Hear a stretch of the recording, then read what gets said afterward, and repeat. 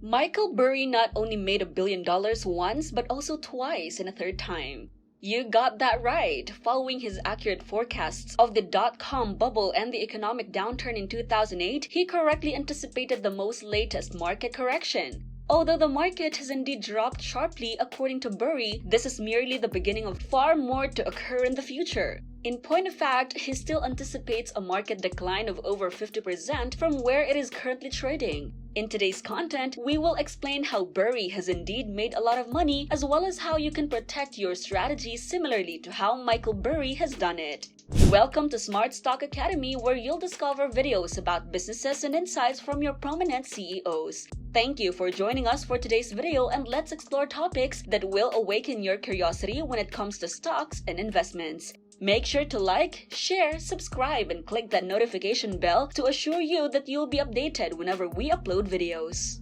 Because people tend to behave in predictable ways, Burry has been successful in predicting market crashes, which is one of the primary reasons why this is possible. While technological advances have been made, human has remained same. Their examples can be found throughout the time. That is what Burry remarked. Third time's a charm. 10 years leading to a financial crisis. Yellow S&P 500 2000, white S&P 500 today, green Dow 1929.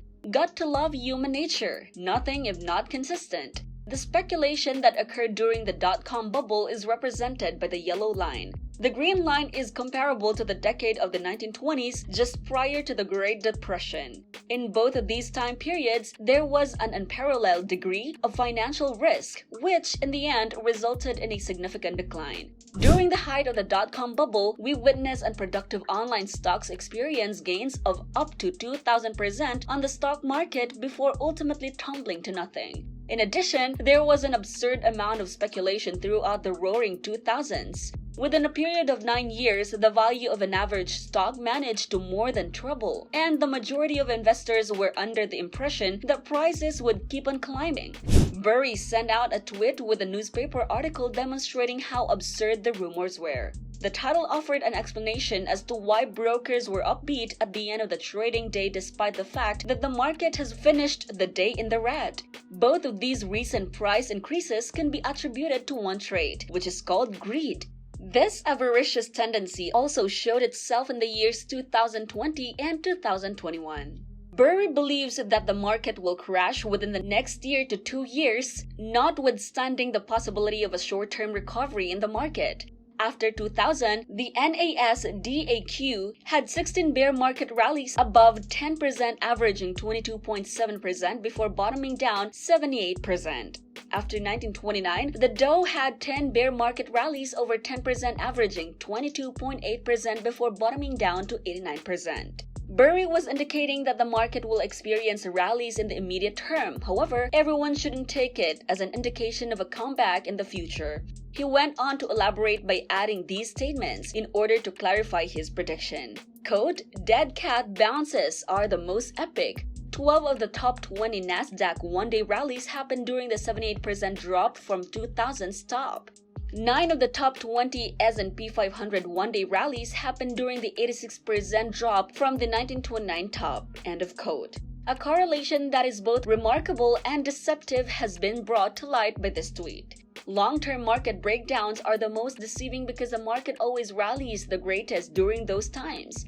Michael Burry has brought up a lot of correlations. However, correlation does not imply causation, and he has brought out a lot of them. Burry has uncovered some alarming underlying elements that lend credence to his forecast. Everybody is aware that the current state of the macroeconomic system is awful. If you ask certain economists, they will warn you that the condition in Ukraine and Russia is dangerously close to collapsing. Some people will try to convince you that the market in China is doing poorly or that interest rates in the United States are going to keep climbing. It's possible that each of these macro circumstances is occurring, but there is only one thing that will cause the economy to fail in the end, which is the consumer.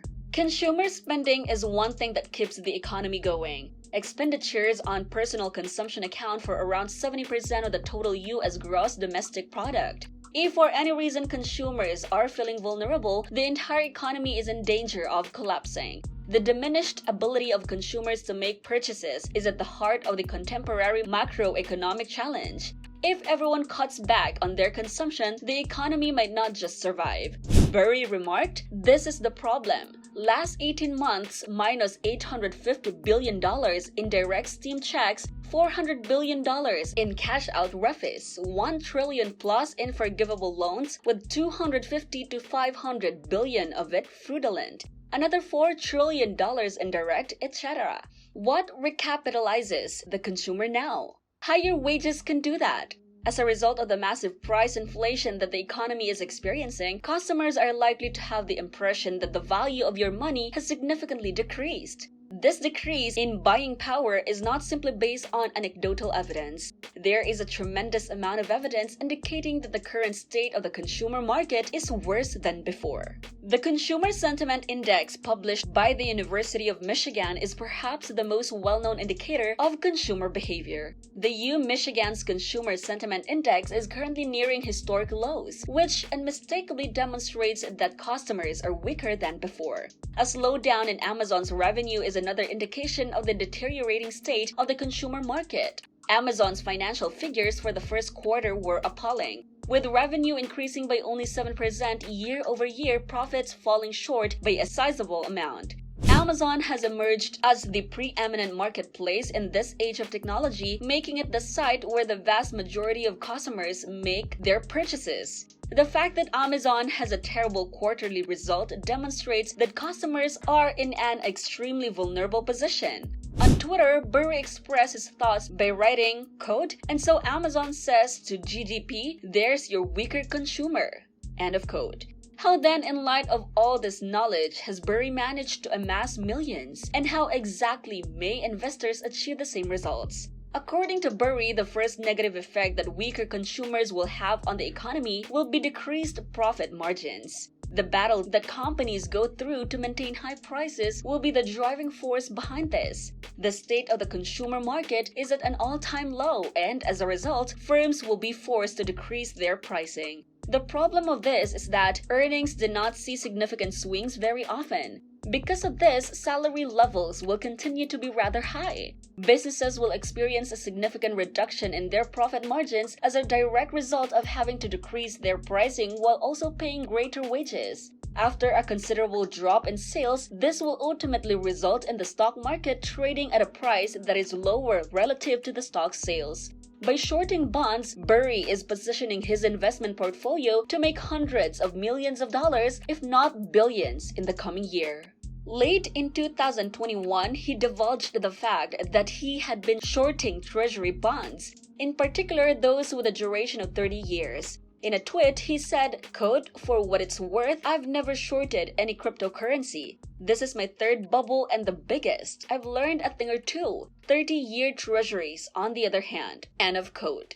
That's it for today's video. Let us know what you think and leave it in the comment section so we'll know what your insights are. Again, make sure to like, share, subscribe, and click the notification bell for more updated videos about the business world.